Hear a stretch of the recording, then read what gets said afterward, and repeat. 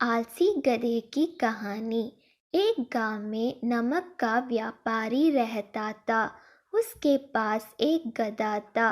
व्यापारी रोज अपने गोदाम से दुकान तक नमक ले जाने के लिए गधे का इस्तेमाल किया करता था। वह नमक को बोरी में भरकर गधे की पीठ पर लाद देता और उसके साथ साथ चलता हुआ दुकान तक आता था।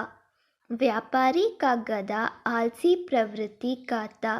काम से बचने के लिए वह नित नए उपाय सोचता रहता था।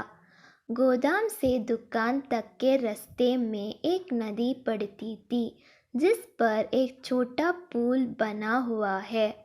एक दिन नदी पर बने पुल पर चलते समय अचानक गधे का पैर फिसला और वह नदी में जा गिरा।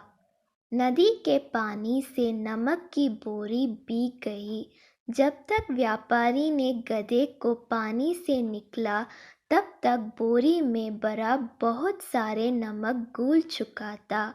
गधा जब चलने लगा तो उसे बोरी का भार बहुत कम महसूस हुआ और वह खुश हो गया। उसने सोचा कि अपने ऊपर लदा बोझ हल्का करने का ये बहुत बढ़िया तरीका है।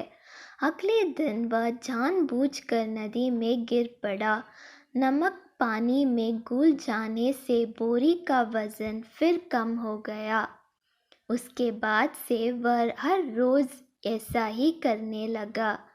रोज रोज गधे की ये हरकत देखकर व्यापारी उसकी चालाकी समझ गया।